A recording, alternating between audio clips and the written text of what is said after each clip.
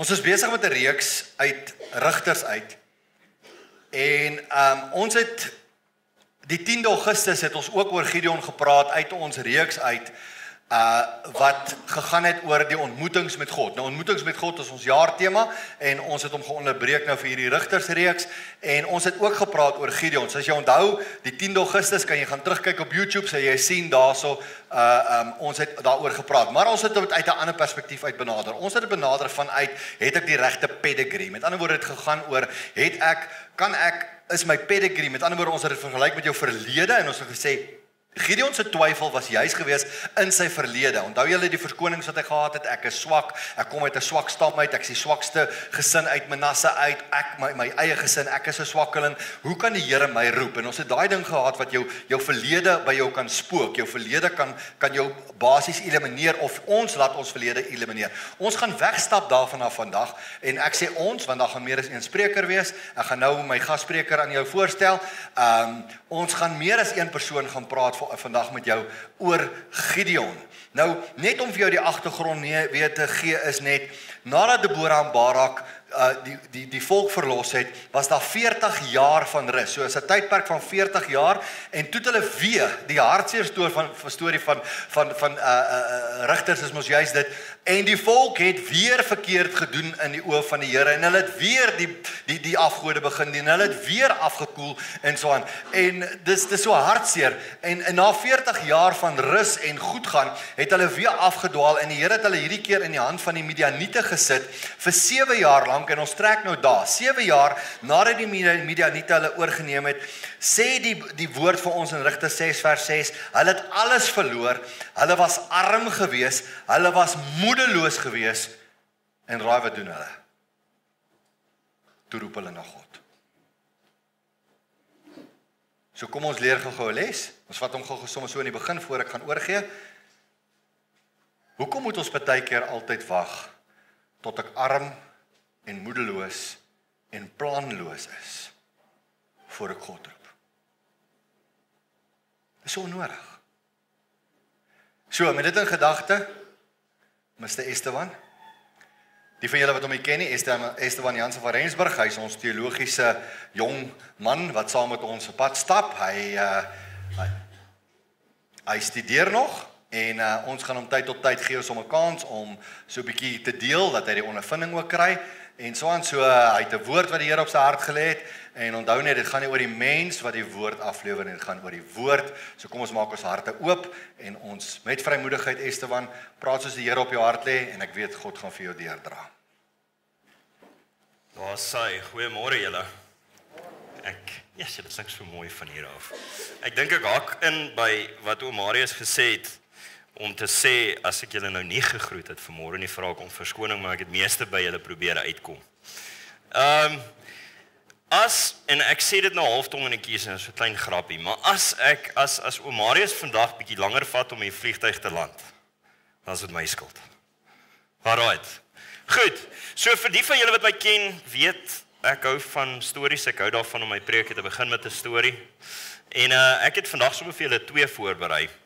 Nou, daar is iemand baie na aan ons, ek gaan nie name noem nie, want ek wil asseblief die persoon anoniem hou, maar die spesifieke persoon het 'n hangertjie van 'n mosterdsaad, baie mooi toegemaak in 'n stuk perspex. Hy het KFC het kom kuier.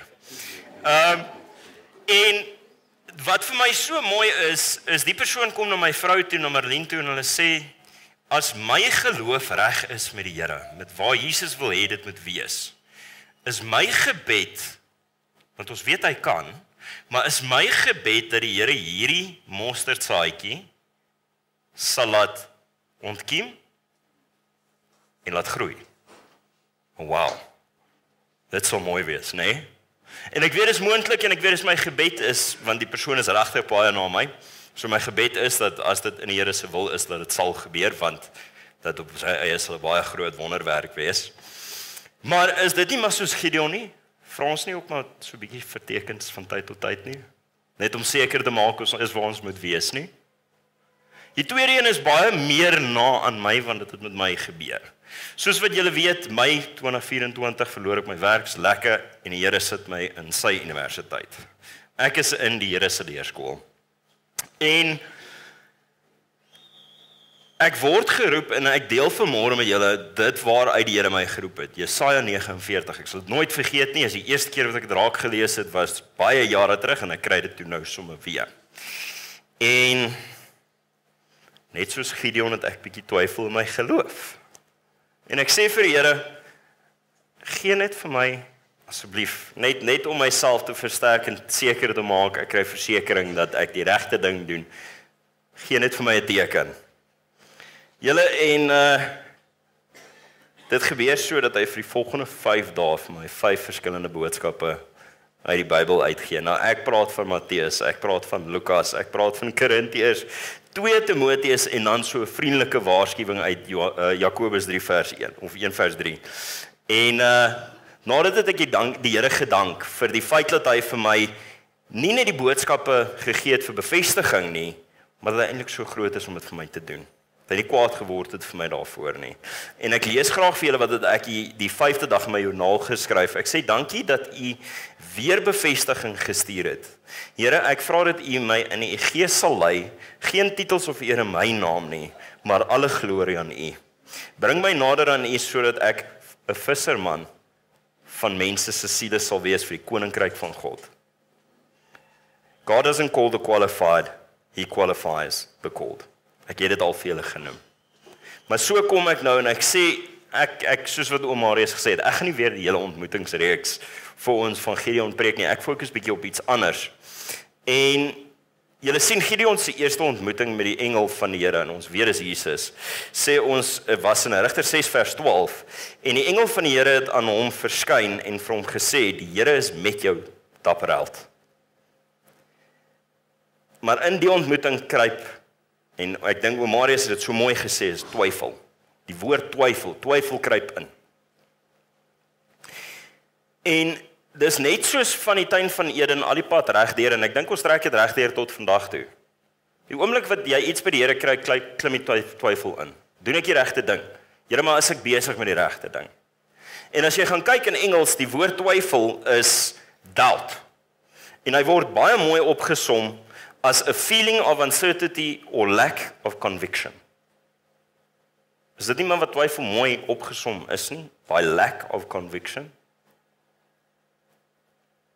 En net soos die meeste mense, het Gideon se eerste woorde aan God is, maar Here, as u die God is, hoe het u dit toegelaat dat my mense nou so sukkel?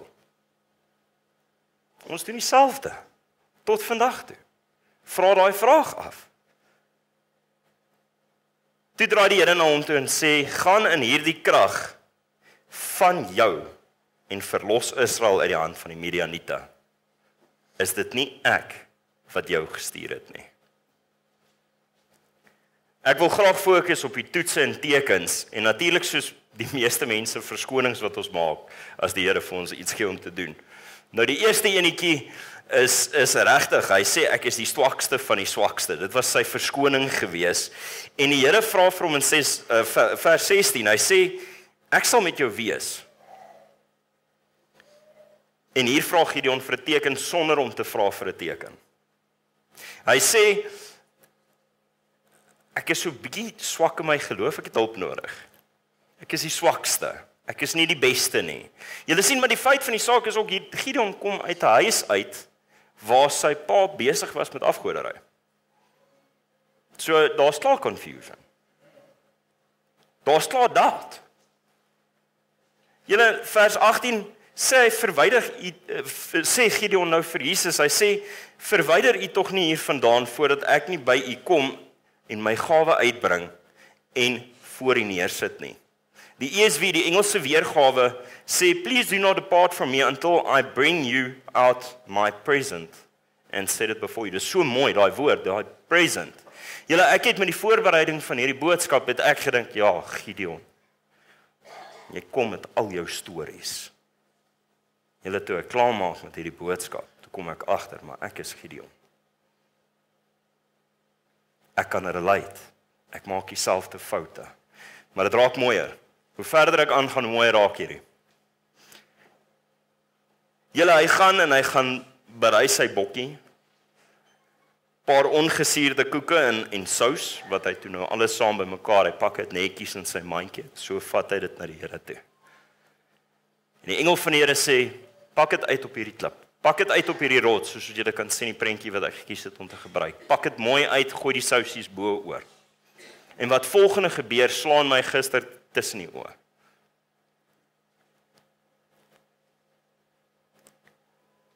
Die engel het hierdie vleis in 'n offer in verander.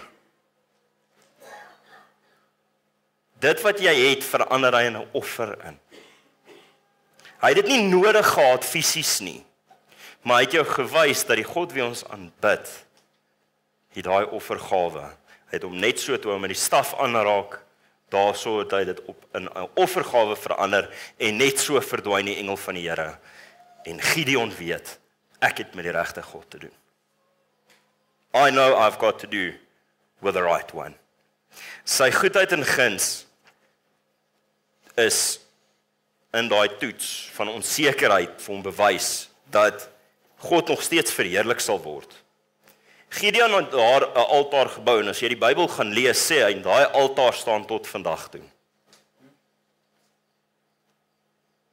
Die eerste toets het ons geleer dat God die gewone dinge wat hy vat, steek hy in die brand. En dit hoef nie baie te wees nie. Jou lewe is genoeg. Daai lekker vlam wat binne in jou brand is genoeg vir die Here om net te reignite. Stukkie brood kan vir hom genoeg wees om sy grootheid te wys. Die vraag is nie, het ek genoeg om te gee nie. Ek dink die vraag is jy bereid om dit voor hom neer te lê? As jy terugkyk op jou geestelike pad, en ek dink dis baie belangrik, want meeste van ons, jy groei so lekker in jou geestelike lewe van die Here, jy vergeet partykeer, en dis hoekom ek sê, soms moet jy terugkyk, erect daai soos Joshua sy klippe opgestel het, sodat jy kan sien wat die Here in jou lewe gedoen het. As ons terugkyk in ons geestelike lewe, dan gaan jy agterkom, maar ek was ook op 'n stadium geestelik onvolwasse. En die Here het my groot gemaak met geestelike melkies. Nie vaste kos nie. Hy was daar die pad saam met my gestap. En hy was nie vir een oomblik. Hy was geduldig en lankmoedig teenoor my in my onvolwassenheid. Nie kwaad nie. Julle, ek sê hierso in 2 Korintiërs 5 vers 7, want ons wandel deur geloof en nie deur aanskouing nie. Daar sê, soos julle kan sien. Direk daarna het hy presies gedoen wat die Here van hom verwag het. Hy het die altaar opgerig. Hy het sy pa se altaar gaan afbreek. Hy het opgekap en hy het sommer die bul ook geoffer. Hy het dit gedoen en ek sê hierso, al was dit in die aand want hy was bang, het hy dit nog steeds gedoen. Hy was die Here nog steeds getrou. Ons praat vanmôre oor God help ons hoe hy wil. My tweede punt is die velle, die wolvlies. In die tweede teken wat Gideon aanvra, sê hy vir God, as hy regtig Israel gaan verlos, gaan ek die vel op 'n dorsvloer neersit. Met ander woorde, ek wil asseblief hê net die vel moet nat wees en om dit moet dit droog bly. En die Here doen dit vir hom. Wat interessant is, en ek sê hierso, hy's nie baie spesifiek oor presies hoeveel nie, hy praat van 'n kom, met ander woorde 'n bedrag water. Nou dit kan enigiets wees tussen 2.2 liter en 22 liter. Dit in homself moet eintlik genoeg wees as jy daai vel uitdroog en daar kom. 2.2 liter is al klaar genoeg. Ek meen 500 ml is genoeg. Dis wat ek gevra het. Maar dan gaan hy verder en hy sê moenie toornig wees nie. Met ander woorde, Here moet asseblief nie vir my kwaad wees nie, maar ek gaan net weer vra. Ek gaan weer dieselfde vel neersit, maar hierdie keer moet dit om die vel en die vel moet droog wees. Julle dit herinner my aan Genesis 18, waar Abraham ook met die Here praat en hy sê vir hom meer as een keer moenie toornig word nie, moenie vir my kwaad word nie, Here, ek wil regtig, ek wil pleit, ek wil met U praat, ek wil hierdie, en ek is bietjie jaloers op daai verhouding. Ek wil net met U praat. Moenie vir my kwaad word nie. En die Here doen dit vir hom vir 'n tweede keer. Wow. Ja. talk about the fight of the underdogs. Hy kry dit reg en die Here sê vir hom, nou gaan jy 300 manne vat en jy gaan 135,000 ouens aanvat. Nou as ons bietjie na die statistieke gaan kyk, ek weet nou nie hoeveel is ons vandag in die kerk nie. Maar dis 1 vir elke 450 van die vyand. En hulle staan nie so in 'n ry nie. Hulle kom van alle kante af. En dan om dinge bietjie meer skerry te maak, moet jy jou swaard bære. Jy gaan nie 'n swaard uithaal en beklei nie. Hy sê, wat jy gaan doen is jy gaan 'n fakkel in jou een hand vat en 'n kruik in die ander en jy die horing by jou om te blaas. Hierso sê hy, wat julle vir my moet doen, is baie spesifiek. Julle doen wat ek doen. Hy draai sy company in 300 van 300 af na 100 elk. Hy sê ons val hierdie kant aan, julle kom van daai kant af, julle kom van daai kant af. En al wat julle moet doen is julle doen wat ek doen. Blaas, slaan en skreef vir God en vir Gideon. Maklik. OK. Maar so kom hy twyfel toe weer. Julle sê, of julle sien, ek sê hierso, ek praat nie nou van 1 Korintiërs 10 vers 13 van verleiding nie, dis nie wat ek nou van praat nie. Die Here sit jou in situasies wat jy nie kan hanteer nie. Hoekom? Want hy wil jou wys, soos wat hy sê in Psalm 46, wees stil en weet dat ek God is. 1 teen 450? Not possible. Maar die Here het dit moontlik gemaak.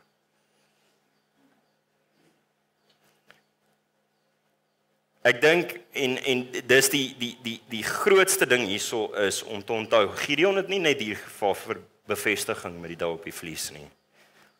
Soms is ons ook onseker, bang. Here, maar ek het 'n besluit wat ek moet neem in my persoonlike lewe, met my liefdeslewe, met my werkslewe, met my gesondheid. Ek is bang. I just need your answer. Help my met hierdie besluit. God is nie geïrriteerd met ons eerlike vrae nie. Hy ontmoet ons in ons onsekerheid. Matteus 7 vers 8 sê, want elkeen wat bid, ontvang. En hy wat soek, vind. En vir hom wat klop, sal oopgemaak word. Is dit nie pragtig nie? Julle en so bring dit by my by die derde enetjie wat ek sê, en ek kon nie anders as om bietjie te lag vir hierdie ene nie. Spesifiek praat ek hier uit Rigters 7 vers 9. Julle kan sien, daar sit hy by die tent. En luister mooi. Rigters 7 vers 9 sê die Here vir Gideon die volgende: staan op, gaan af na die laar, want ek gee dit in jou hand. Daar's die belofte. Ek het dit klaar vir jou gegee. Maar nou is daar al soveel keer gevra vir tekens dat die Here weet presies wat hy volgende gaan sê. So nog voordat hy kans het om te vra, sê die Here klaar vir hom. In vers 10. En as jy bang is om af te gaan, gaan jy dan saam met jou dienaar Pera af na die laar toe en luister wat hulle praat, en daarna sal jou hande sterk word en jy sal na die laar aftrek. So met ander woorde, ek weet klaar, jy's bang. Hiersoos vir jou die uitweg as jy bang is. Wat dink julle het hy gedoen? Het hy afgegaan en gaan beklei dadelik? Nee. Volgende vers sê, hy gaan toe af saam met sy dienaar Pera tot by die buitenste lyn van die gewapenes wat in die laar is. Hy het klaar geweet hy gaan vra vir nog 'n teken. So daar's jou teken. Ek dink persoonlik Gideon het al so baie tekens gevra dat die Here sommer klaar die uitweg gegee het. Jy weet, moenie my vra vir nog 'n teken nie, daar's hy sommer klaar vir jou. Get ready. En as jy dit gehoor het, sal jy sterk genoeg wees om dit te hoor en te weet en te verstaan die belofte wat ek vir jou gee, hulle slaan in jou hand. Want van hier af vorentoe het hy nooit weer gevra vir 'n teken nie. Hy het afgegaan en hy het gaan luister. Ons weet hy het gaan luister na die 2 manne. Die een ou wat gesê het, ek het hierdie droom gehad, selfs die vyande het geweet hulle is klaar oorgegee aan die God van Israel. They knew it.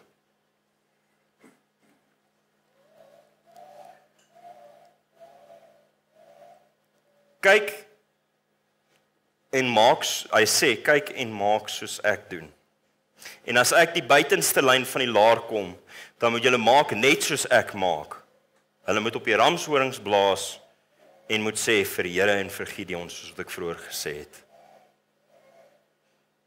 Hulle het dit gehoorsaam. Hier help die Here op sy manier. Ek dink as julle hierdie moet gaan lees, my mond het oopgegaan. Toe hulle die ramshorings blaas, die kruike breek met die fakkels. In die Bybel staan daar, toe draai die Here die swaard van die vyand teen die swaard van homself. Hier beklei daai klomp manne met hulle self. En die res hardloop weg. En wat doen Gideon? Hy jaag hulle. Hy stap so in die autoriteit uit wat die Here van die begin af vir hom bedoel het, dat hy seker gemaak het niemand kom vandag weg nie. Julle, hy stop by 2 plekkies en hy vra vir hulle, gee net vir my manne brood, hulle is honger. Ons jag hierdie ouens, hulle is honger. En die eerste van alles is, dan kom hierdie ouens en hulle tart hulle en hulle sê vir hulle, is die handpalm van Seba en van Salmona nou al in die hand dat ons vir julle met brood gee. So hulle klaar daar. En jy het klaar die bevestiging gekry dat jy hierdie manne ook sommer gaan vat. En wat sê hy vir hulle? Wag julle net hier. Want as ek terugkom, nadat ek klaar gemaak het wat ek voorgestuur is, dan sal ek met julle kom deel. Bietjie groter daai, nee. Wag net hier ek kom. Needless to say dat hy hulle opgespore doodgemaak het en toe in Rigters 8 vers 16 sê hy, daarop neem hy die oudstes van die stad, en ek het dit baie mooi vir julle hier opgesit, saam met die woestyndorings en die distels, en hy het die manne van Sikot daarmee 'n les geleer. Ek was 'n man van my woord. Ek het teruggekom en ek het vir julle gesê, pas op. Gideon hoor die vyand se droom en hoe hulle self erken dat die Here van Israel hulle gaan oorwin. Hier leer ons dat dikwels God vir ons bevestiging stuur van buite ons eie krag. Julle nie soos wat ons dit verwag nie. Hy gebruik selfs soms 'n situasie, 'n vyand se woorde om iets te bevestig. Dit is pragtig, nee. God kan 'n woord van bemoediging stuur uit die mond van iemand wat jy nie verwag nie. Selfs uit die ongelowige se mond of 'n situasie wat jy as vyandig ervaar. Ons moet leer luister vir God se stem, selfs in onwaarskynlike bronne. Ek som dit op in die volgende 3 punte. Marius, ek dink ek het baie mooi my tyd gehou vandag. God maak die vuur. Onthou soos aan die begin, raak hy met sy staf en hy maak hy offer, 'n brandoffer vir God. God maak die vuur. Ons moet net bereid wees om in te stap. God is geduldig met jou twyfel en hy gee bevestiging. Maak nie saak hoeveel keer jy hom gaan vra nie. Hy gaan dit vir jou gee. Soms is dit, hou net bietjie vas, vra net bietjie langer, want jy is besig om 'n les te leer terwyl ek besig is om jou antwoord vir jou voor te berei. God kan selfs jou vyand gebruik om jou geloof te versterk, net soos wat hy gedoen het met Gideon. Toe hy gesê het, maar as jy bang is, vat jou diensknegt, gaan af en gaan luister wat hulle sê. En dis waar ek oorhandig vir Marius. Om mekaar aan te haak is lekker ook om mekaar se perspektief te kry oor goeters, maar ook om te kyk hoe ander mense na goeters kyk en dit ervaar. So die fokus wat Esteban vir ons gegee het, is juis dat jy vra tekens en jy kry tekens en wat ook al, maar ek dink die belangrike punt en ek dink dis die koneksie wat 'n mens moet maak is om te sê, op 'n stadium in jou lewe moet jy ophou vra vir tekens en begin doen dit wat God jou beloof het. En ek dink dit kom met geestelike volwassenheid. Ek sê nie as jy vir die Here vir 'n teken vra jy is geestelik onvolwasse nie. Ek sê nie dit nie. Dis nie wat ek sê nie. Ek sê net op 'n stadium in jou lewe moet jy kom wat jy die beloftes van God glo en dit vat sonder om nog tekens te wil hê. Verstaan wat ek probeer sê? So ja, ons is mense en presies soos Esteban gesê het, as jy 'n mens is, gaan jy twyfel nou en dan. Here, het ek regtig reg gehoor? Is dit Zanay sê gister vir my pappa, as die Here aan my verskyn en hy sê vir my soos hy vir sekere ouens gesê het, hy gaan nou in hierdie week kom, dan gaan ek eerder stil bly en kyk wat gebeur. Laat ek nie verkeerd is nie. Toe sê ek van my kind, dis nie waaroor dit gaan nie. As die Here dit vir hulle sê, het hy dit juist vir hulle gesê as 'n waarskuwing omdat hy jou vertrou dat jy 'n brandwag moet wees, dat jy die woord moet oordra. Dit help nie bly stil nie, want jy weet nie dat jy weer nie gedoen het God vir jou verwag nie. Maar daar ons almal soek 'n safe space. En ek judge nie my eie dogter nie. Ek sê maar net ons almal soek 'n safe space en ons sal die makliker uitweg eerder wil hê. Maar wat ek wil doen is ek wil julle terugvat in hierdie geveg in. En yes, ons het nou gehoor by Esteban hoe het hulle gegaan en daai 300 man het opgebreek en daar sekere goed wat gebeur het daar en daarna die agtervolging, hy het daai 2 konings doodgemaak, hy het teruggekom na Peniel toe, hy het teruggekom na Sikot toe en hy het presies by sy woord gehou wat hy gesê het. En daai dat hy hulle les geleer het met die dorings, ek het sommer so pyn gekry as ek terugdink aan dit. En so, maar dis nie waaroor ek wil praat nie. Wat ek volgens net vir julle wil sê is, ons almal ken die storie van die 32,000 wat 22,000 het geloop omdat hulle bang is en toe bly daar weet net 10,000 oor en die Here sê dis nog steeds te veel, want al gaan julle nou oorwin, gaan julle sê julle het dit gedoen. Ek wil hê julle moet op so 'n odd nommer wees dat julle nooit kan omdraai en sê God het oorwin nie. Julle moet nooit kan sê ons het oorwin nie, want God het oorwin. En die ergste van alles soos Esteban gesê het, toe vat hy nog hulle swaarde ook al weg. En hy sê ek wil nie julle moet eers 'n swaard hê nie. En nou sê die Here van okay, sif gou hierdie ouens uit. Ek gaan nou vir jou sê, vat hulle af rivier toe dat hulle gaan drink. Nou 300 van hulle, kom eers by die ander, die res van die equation, die 9,700 van hulle, het toe nou gegaan en nou is hy 'n beter manier om dit te wys, asof jy te wys wat gebeur het nie. Is hierdie ouens het fisies op hulle knieë gegaan, en op hulle hande en voete gestaan, en hulle die water gaan drink uit die rivier uit. So met ander woorde, wat gebeur het is die aksie van vorentoe gaan, druk hulle kop in die water in, en drink. En die Here sê, sit hulle daai kant. Dan was daar 'n paar gewees, net 300 van hulle, wat gegaan het, gekniel het, hulle hand gevat het, opgeskep het, en gelek het. Wat sê dit van daai 300 ouens? Hulle is alert. Hulle is klaar in die mode van ons word gebruik. Behalwe dat hulle alert is hulle besig om al, God onderskei hulle, hy vat hierdie 300 manne wat gereed is om oorlog te maak, en hy sit hulle eenkant. So as jy op alert, is jy op die edge, is jy bereid om te gaan, is jy gereed om te gaan, dis die groot ding. En die ouens wat lek word gekies, so vir die ouens wat voortry, daar's bietjie van 'n weet selfs ons ouens wat voortry, is 'n ding lek is hy bruikbaar, né? Okay, so nee, so wat daar was nou so jy weet julle ken my moments, so tongenetjies. So ja, so hierdie ek wil hom deurtrek ook na 'n ander ding toe wat ek vir jou wil sê. Vergeet nou die forts wat lek en so aan. Hulle lek nie regtig nie. Myne doen nie. Die ding wat ek wil hê wat jy moet vasvat hierso van ek dink partykeer en die Engelse woord ek lack in ability. Versus God sê ek wil jou gebruik. Waarom net? Maak nie saak wie jy is nie. God het reeds die potensiaal in jou gesien. En ek wil gou vir julle een groot verskil wys. En die verskil vir my tussen Gideon in die begin versus Gideon later in sy lewe, net so bietjie later, is die volgende. In Rigter 6:15 sê hy vra vir hom, ag Here, waarmee sal ek Israel verlos? Hoor daai moedeloosheid. Ag Here, waarmee sal ek Israel? Kyk, my geslag is die swakste in Manasse en ek is self die geringste in my familie.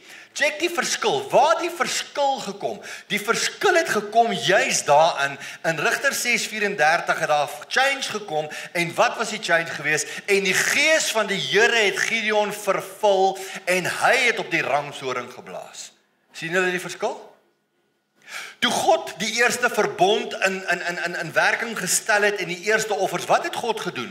Hy het gekom met vuur en hy het die vuur aangesteek uit die hemel uit en hy het die offer, die offer van die tabernakel aan die brand gesteek en die offers begin doen met God se vuur, nie met die menslike vuur nie. En die Here het hulle gewaarsku, jy moet nooit jou eie vuur inbring nie, altyd God se vuur. Jy moenie vreemde vuur voor my bring nie. In die begin van die Pinkstertyd het God die manne in die bovertrek en die vrouens in die bovertrek, die 120, hoe aangesteek? Met God se vuur. Tonge van vuur het op elkeen van hulle gesit en hulle het getuig. Wanneer ek goed in my eie wese wil doen, in my eie krag wil doen, wanneer ek dink ek wil, en dis wanneer ek lek, dis wanneer ek nie die ability het nie. Maar wanneer God se vuur in my is, wanneer die gees van die Here my aan die brand steek, this is when it changed. Dis wanneer dit verander. So daar's vir my die verskil. Ouens, ons kan gaan kyk na die lewe van Gideon na alle kante toe, en ek sê vir julle, dis die verskil. Die verskil tussen ek is gering, ek kan nie, ek en hy's reg, ek kan nie. Hy's heeltemal reg in 6:15. Moenie jou hand opsteek nie. Ek sal my hand opsteek. Wie van julle het al so gevoel? Ek het al so gevoel. 6:15. Ek het al so gevoel. Jy het nie nodig om dit voor mense te doen nie. Ek sê vir julle, ek het al so gevoel. Here, wie is ek dat U my gebruik? Maar in dieselfde asem, stilaan hè, besef ek dat God my geroep het en dat God my bekragtig het en dat God my gekies het. En dit is nie oor wie ek is nie, dit is oor wie hy is. En omdat sy vuur op my gekom het, omdat sy gees in my is, daarom kan ek doen wat ek moet doen. En dit is wat Gideon se groot verskil was. God kies hierdie 300 manne omdat hy geweet het, en dan gaan lees ons van Rigter 7 vers 16 tot 20, gaan lees ons van hierdie 300 manne, en hy het vir hulle gesê, kyk na my en maak net soos ek maak, presies soos Esteban gesê het, ek gaan nie sy preek oorpreek nie, ek weet net jy moet dit gaan lees op 'n stadium vir jouself, Rigter 7 vers 16 tot 20, en wat vir my belangrik is, hy sê, en hulle almal wat by my is op die ramshorings blaas, moet julle ook op die ramshorings blaas, rondom die hele laar, en julle moet sê, vir die Here en vir Gideon. Toe kom Gideon en die 100 man wat by hom was by die buitenste lyn van die laar en begin van die middelste nagwag toe hulle skaars die wagte uitgesit het. So hulle het nie eens gewag dat die wagte moeg is nie. Hulle het nie eens gewag dat die wagte gaan slaap nie. Hulle het nie eens gewag dat die wagte nie on alert is nie. Hier is splinter nuwe wagte wat nou net uitgesit is. Dit is die krag van God. Ek gee nie om wie my vyand is nie. Ek gee nie om hoe alert my vyand is nie. Ek gee nie om wat God oor my, wat die Satan oor my pad stuur nie. As God vir my sê ek moet gaan, gaan ek gaan. En hy gaan. En hierdie nuwe wagte wat nog waarheid wakker is, vat hulle aan en hulle blaas op die ramshorings en slaan die kruike stukkend wat hulle in hulle hand gehad. Toe blaas die 3 dele op die ramshorings en breek die kruike en hou dit in hulle linkerhand die fakkels en met hulle regterhand die ramshorings om te blaas terwyl hulle uitroep vir die swaard van die Here en van Gideon. En julle ken die res van die verhaal. Hoekom 'n ramshoring?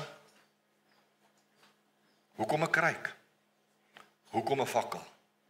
Hoekom spesifiek in linker en regterhande? Daar's 'n doel daarmee.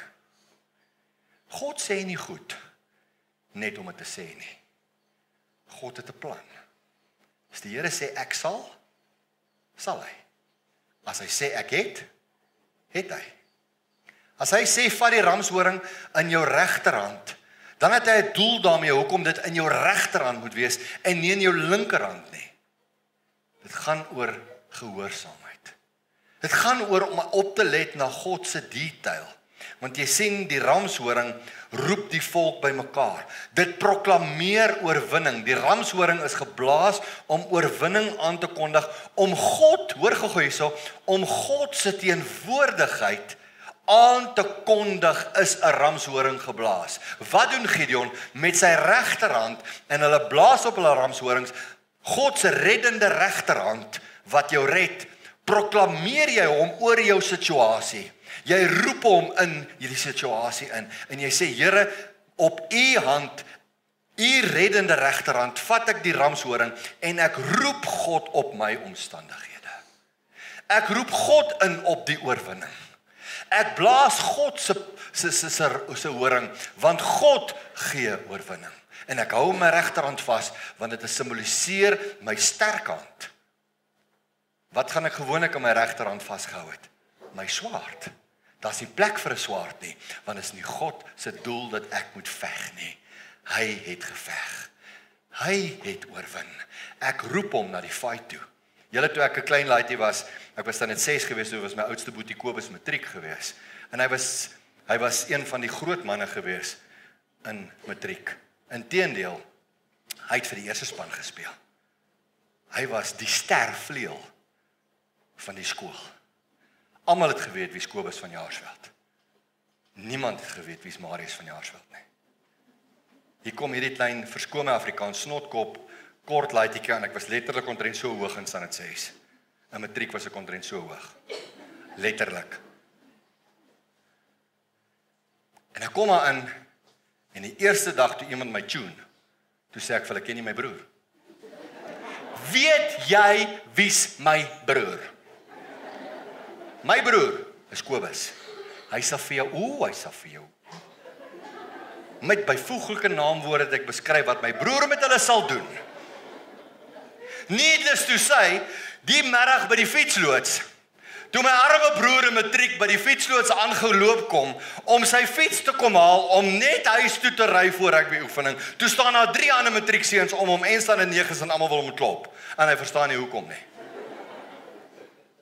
En hulle sê vir hom, jou boetie het gesê, jy sal. Hy het nie eens my ander broer gekyk nie. Marius, padeng. Vat hulle. Nie op my autoriteit nie. Jy, Koos, vat hulle. Roer hulle. En Kobus tot vandag toe is 'n vredemaker. Hy's nie 'n bekleier nie.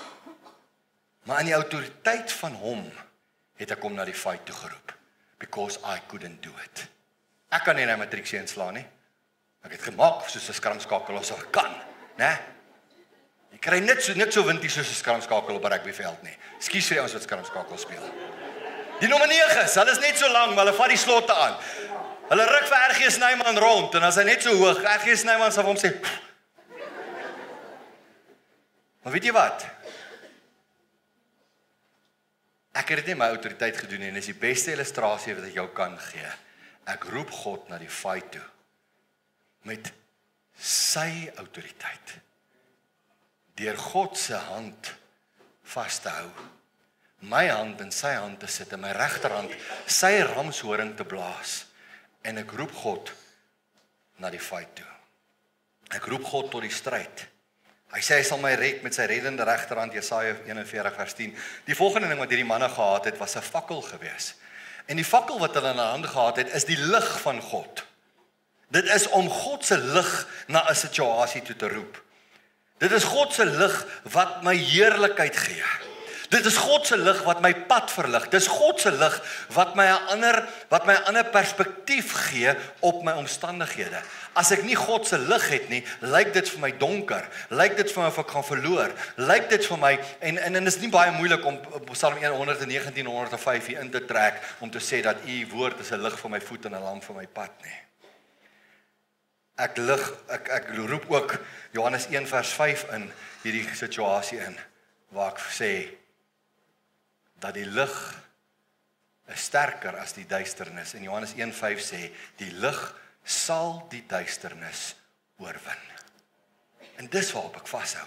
In my linkerhand, in my regterhand het ek God se krag, God se majesteit, en ek roep hom na my situasie toe. In my linkerhand het ek sy lig, en ek dra sy lig as 'n ligdraer, en ek gee lig op my situasie waarin ek is. En is net in God se lig dat ek my situasie kan anderster sien. En dan kom die leekryk. Hulle het eers die lig weggesteek met 'n leekryk. En hierdie leekryke is gebreek. 'n Leekryk verteenwoordig my. Ek is die leeu kruik. Ek kan nie fight nie. Maar ek kan die lig wegsteek totdat ek die kruik breek sodat God se lig kan uitkom. En ek moet die kruik breek. As ek in Christus is ek 'n nuwe skepsel. As ek aan die einde van myself kom, kan hy tot sy reg kom. Die kruike het na die oorlog daar gelê op die grond, gebreek. En hulle het aangegaan met die fakkels en aangegaan met die ramshorings. Die kruike het agtergebly. Wanneer ek oorwinning in my lewe wil behaal, moet ek die kruik agterlos, moet ek vir Marius kruisig. Moet ek vir Marius uit die equation uithaal, sodat Jesus verheerlik kan word, sodat sy krag kan seëvier, dat sy lig kan seëvier my linkerhand, sodat hy verheerlik kan word. Sy potensiaal, sy ability, sy krag, sy majesteit.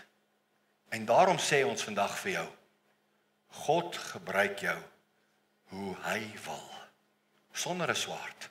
No swords allowed in hierdie fight. No swords allowed. Kom in my krag, in my majesteit, in my oorwinning, in my lig, in my manier, en jy sal oorwin. En as ons net dit kan saam met ons vat, het ons baie wat ons saam met ons kan vat vandag. Sy metode is geen swaarde nie. Want jy sien, as hulle met swaarde geveg het, kon hulle gesê het, die swaard van Gideon. Maar hulle moes gesê het, die swaard van God en Gideon. Ek wil amper sê, die swaard van God, sulke groot letters, en sulke klein letters, en van Gideon. Hoe gaan jy oorwinning behaal? Deur God en jou gehoorsaamheid. Maar hy is die myn karakter waaroor dit gaan. Ek wil afsluit, en ek wil net hierdie nog vir jou gee. Kyk gou hierson. En hierdie het my geslaan weer, soos die ander vers vir Esteban geslaan het tussen die oë, het hierdie vers my in die week tussen die oë geslaan. Hy sê, net is 'n paar woorde. En hulle het bly staan, elkeen op hulle plek, rondom die laar.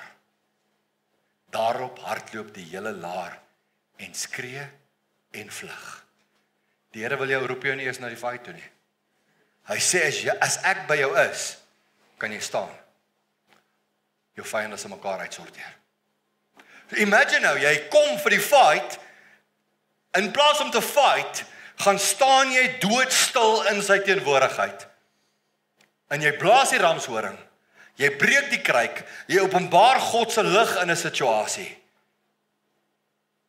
Jy roep God, jy openbaar God in die situasie, en jy staan doodstil, en God oorwin.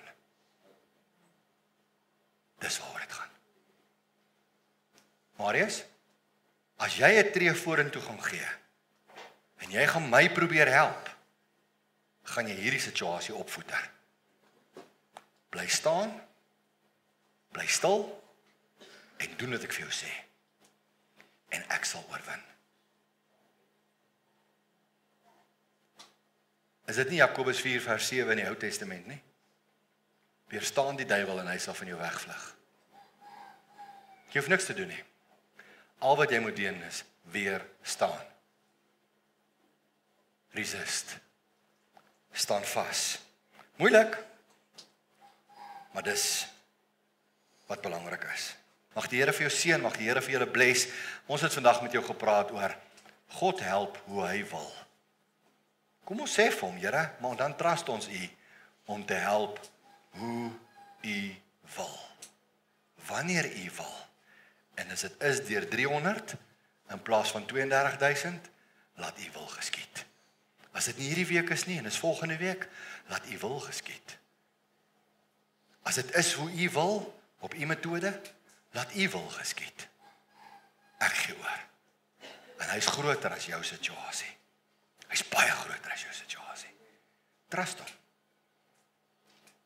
Ek het so 'n week of 2 terug vir een persoon gesê.